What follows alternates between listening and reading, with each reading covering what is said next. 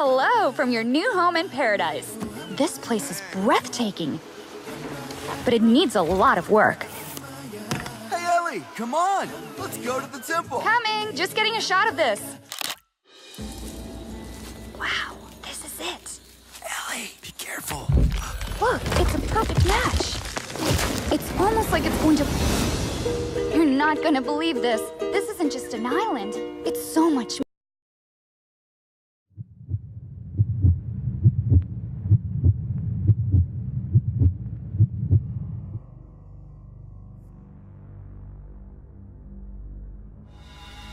I was out doing a delivery one late night.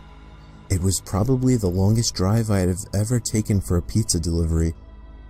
From the pizza place I worked at, it was a 20-minute drive, which isn't too crazy out where I live. Plus, they ordered 4 large pies, so I figured it was a party and I would get a much bigger tip.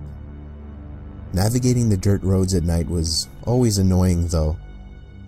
I pulled up to the given address. It was some old, sketchy-looking building, literally in the middle of a forest clearing. There were no cars parked anywhere, or any lights on. I put my car in park and called my boss. I asked him to reread the address at least 3 times to make sure I typed it in right, but that checked out. I could tell he was in a really bitchy mood, and he told me to at least knock on the door and check it out. He would normally get mad if we took back 1 pie, but I was afraid of what he would do if I brought back 4. I was insanely unnerved, but got out anyway and forced myself to the front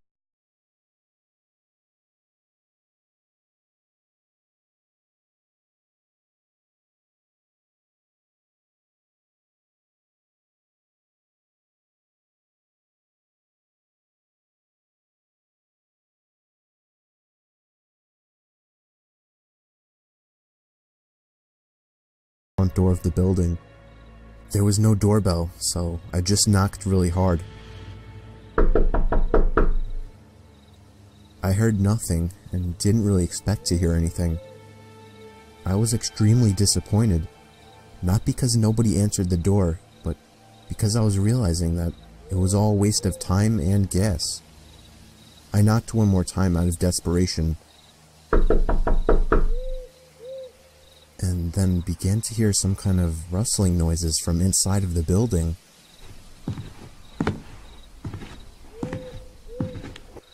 I knocked again and yelled that I was the pizza guy. There was silence now. I felt a bit more uncomfortable now than before. But before I could turn around, I noticed something at the window. There was someone looking through the window. I couldn't tell if it was a man or a woman. All I noticed were their eyes. Their eyes were open wider than I knew possible, staring intently at me. I was disturbed enough by this and dropped the pizzas and ran back to my car. The shitty thing wouldn't start until turning the key for the 3rd time. I drove off the grass and back onto the dirt road, but I felt the car rocking about, shaking and bumping. Something wasn't right. I didn't make it far from the building before I started hearing a sharp scraping sound coming from outside. There was so much resistance that I couldn't even drive. The car came to a stop. I got out of the car to check what the hell was wrong. A chill ran up my spine as I began to feel like my heart was constantly skipping beats. My tires had been slashed and had completely fallen off the rim. Not just the front though. All 4 tires were slashed. I realized somebody did this when I was knocking on the door to that building. Instead of running, I got back in the car and locked the doors. I was so close to that building, I could practically see it from where I was, if it weren't for the trees blocking the view. I dialed 911 and explained everything to the operator. She told me the cops would be over as soon as possible and that I need to stay hidden.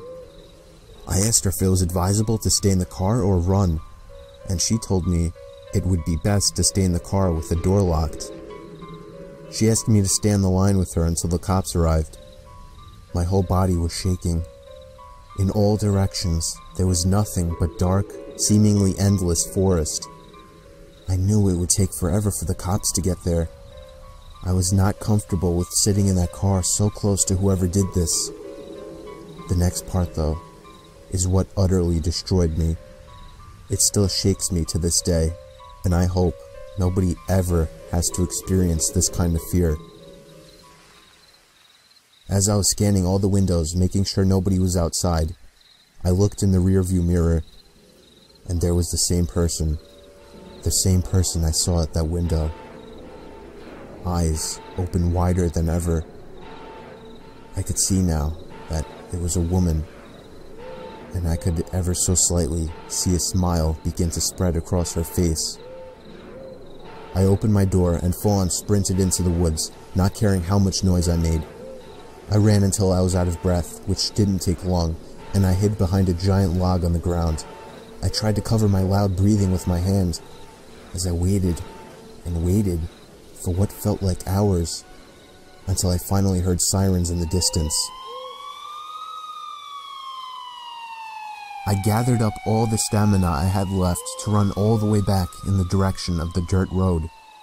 Eventually, the glowing red and blue lights came into view, and I had never felt better in my life. They were parked in front of my car, investigating with flashlights. I came out yelling at them like a lunatic to help me. I fell to the floor and started to gag, almost throwing up from running so much. They picked me up and began to question me, to which I explained everything to the best of my ability. One of the two cars drove over to the building, and the two officers began to search the building. They came back with nothing except for a couple of spiky objects. These objects were exactly the same as the ones used to slash my tires. The cops guessed that it was some kind of sick, demented couple, being that I saw the woman, but unfortunately they were never found, and that still kills me to this day. I obviously quit my job right after that and started working at a local grocery store. I know that I'll never forget seeing that woman at the back of my car.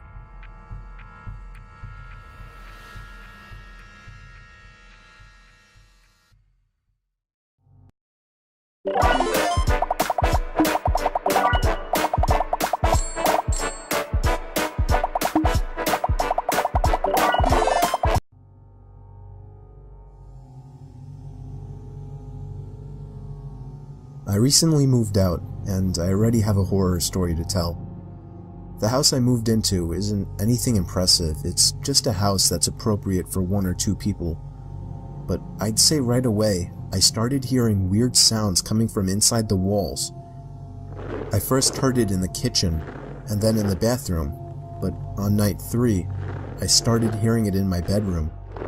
I was sure there was some kind of animal living in my walls. I just had to figure out how to get rid of it.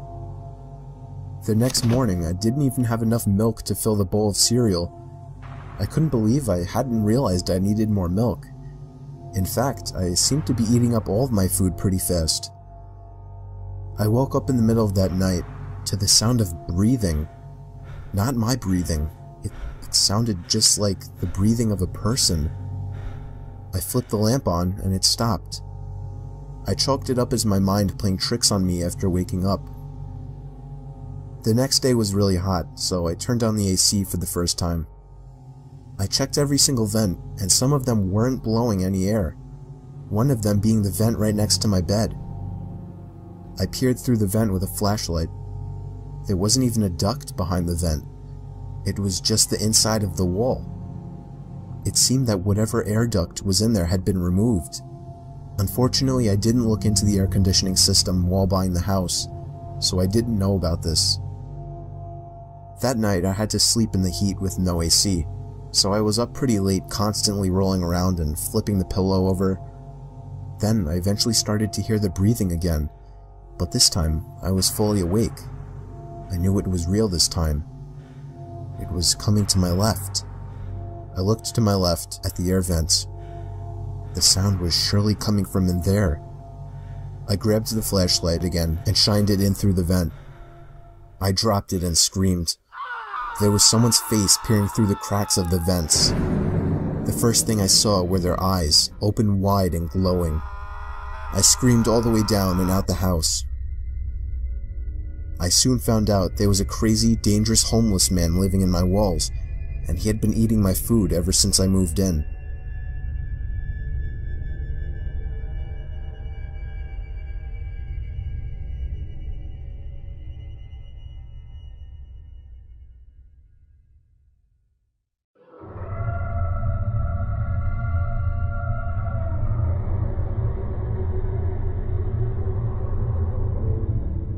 I was doing some night hog hunting in the woods near my backyard.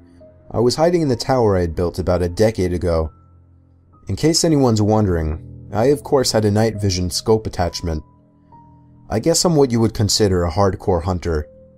I don't want to bore you with the unnecessary story prolonging details, so I'll make this short. And I want everyone to know that though I agree this story sounds far-fetched and crazy, it is nothing but the truth. And I in a way actually consider myself lucky that I'll always have such a horrifying story to share. So, while I was sitting in the tower waiting for movement, it finally came. I took aim and found the source. But it wasn't at all a hog, or any kind of animal I was expecting. It was a person, a man wearing all black. Black sweatpants, black shoes, and a black hoodie with the hood over his head. But that wasn't the freakiest part. He was dragging a sack behind him. My heart started racing. I was pretty sure I was witnessing this guy trying to bury a body. I continued to watch him, but then he slowed down, and I swear to God, it looked as if he turned his head up to me. I ducked down under the wooden walls of the tower, shaking in my boots. Yes, I had a gun, but just the idea of using it against a person is horrifying. I lay low, praying to God that he hadn't seen me. It wouldn't make sense if he could, though. It's practically pitch black out here, or at least that was my logic. Seconds felt like an eternity as I waited for the footsteps in the leaves to move elsewhere, but I didn't hear any footsteps. All I heard was the sound of a foot hitting one of the wooden planks on the ladder of the tower. I felt the entire tower vibrate and shake as there were 2 more steps moving up the ladder. At this point, I was asking myself deep down, am I going to be able to shoot someone? But for some reason, whoever was down there decided not to climb all the way up, as I heard them jump back down to the forest ground and began dragging the sack away. I think I stayed frozen like a statue for at least 10 minutes before even peeking over the ledge again.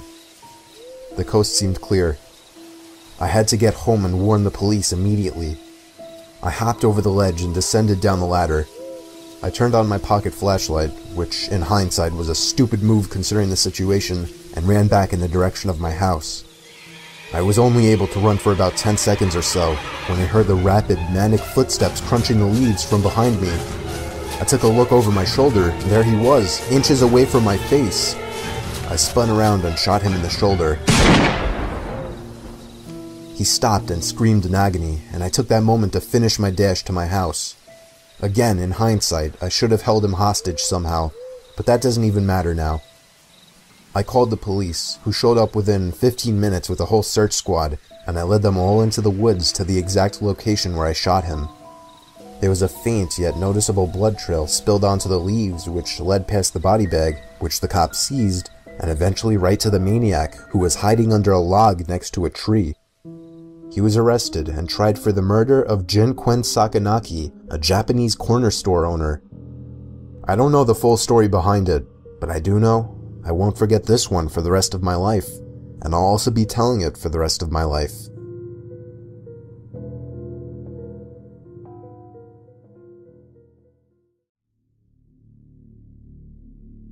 I'll never forget the time me and my brother snuck out past our bedtimes to explore an allegedly haunted house down the block.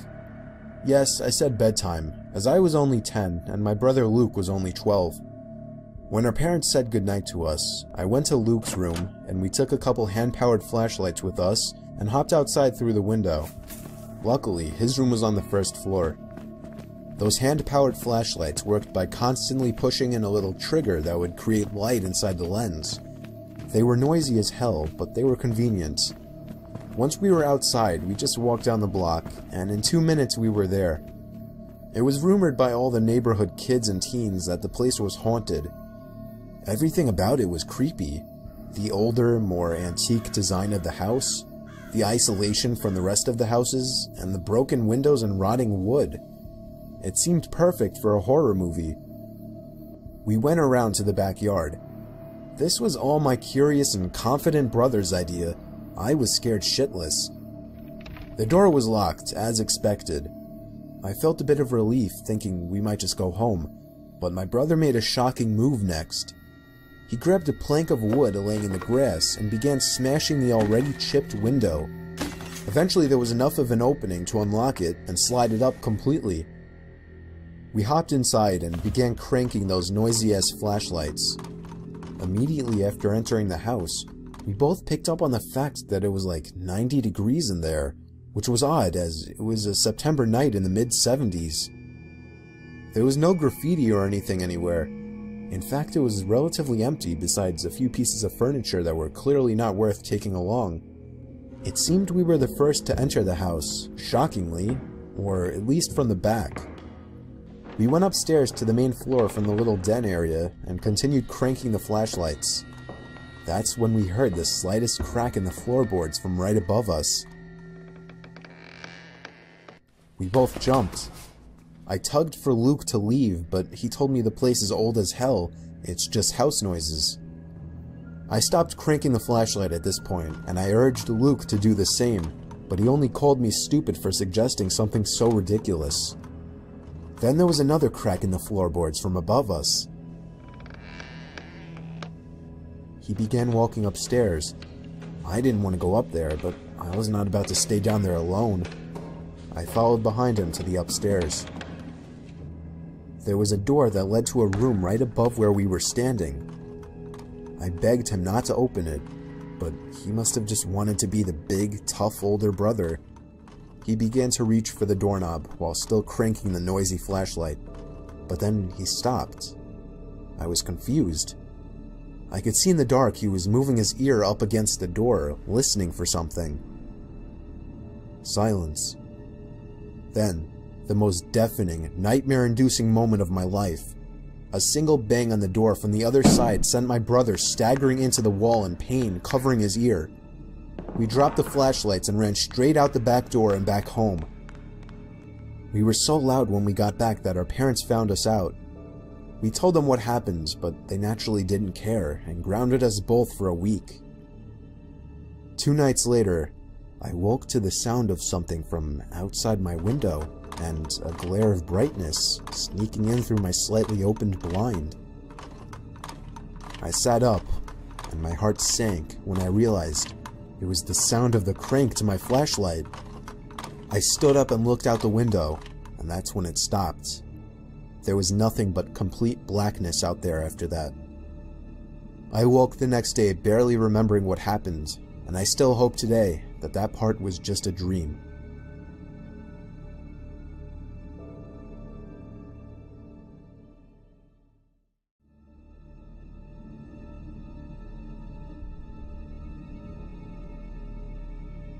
This story took place a long time ago, back in 2002, when Craigslist was in its early years. Many wouldn't know, but back in those days, Craigslist was a lot different. It was a lot more so an online garage sale, or just a place where people would list old things that still had some value that they were willing to give away. I got a basketball hoop, a hockey net, and a spoiler for my car, all free in perfect condition in that same year. You'd be lucky if you found something like that these days. Anyway, me and my son were dying to buy a hockey net so we could practice in the cul-de-sac we lived in.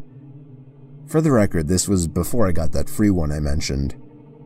Wouldn't you know it, on Craigslist there was an ad for a slightly used regulation-size hockey goal for only $50. It came with a puck and 2 slightly used hockey sticks. I still have a picture of that ad to this day. It seemed like the perfect deal, but he lived about 2 hours away. I called the number he had listed, and he sounded pretty normal on the phone. He had a pretty deep, dark voice, but nothing that would be off-putting. I remember his voice being a bit emotionless. He agreed to meet halfway due to the distance, said he'd put the stuff in the back of his pickup truck. He said he could only come after he got off from work though, which was much later in the day, way past dark. We agreed to meet at some rest stop off the highway. Me and my son, who was 11 at the time, took my wife's minivan, the only car that would be able to fit that huge thing. Within an hour, we were at the truck stop, which was empty at this hour, but was decently lit by 3 big light posts. I parked right under one of the lights and waited. A pickup truck pulled in off the highway right on time. He stopped right in front of me. I went over to his window, but then noticed there was nothing in the back of his truck. "You Steve?" he asked me. "Yep, that's me," I said. "Alright, my buddy's bringing in the stuff with his truck." The guy pulled up behind my car and put it in park. I suddenly had a bad feeling. I told my son to get back in the car and lock every door except mine. 2 more pairs of headlights came off the highway into the lots, surely enough pulling up next to me. And, not surprisingly at this point, there was no hockey equipment in either one of them. My heart was racing. I was worried. Not for me, but for my young son who I for some reason brought with me on this trip. A group of large men mixed with heavy-set and muscular physiques stepped out of the 2 pickup trucks behind the first one.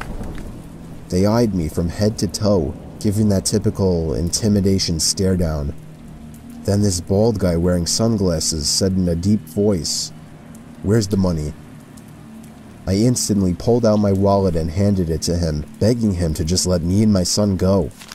He pulled out like $100 and was pissed, expecting more. He then sent 2 of his goons or whatever to get my son. At this point I screamed and begged for him not to take him. One of the men broke the glass to the minivan back door, and I vividly remember the disturbing, heartbreaking screams of my young son. What happened next was what I can only explain to be a miracle from God answering my prayers. A car was entering the lot from off the highway. All the men stopped and turned to look at it. As it got closer, my heart literally dropped in excitement as I saw it was a police car. The lights suddenly began to flash as he got close enough to see what was going on. All of the men were back in their trucks within seconds, speeding off down the highway. Well, at least 2 of them. The truck in the back was caught immediately by the police car, and backup arrived shortly. I explained everything to them, and they got the men that were caught to rat out on the others surprisingly quickly.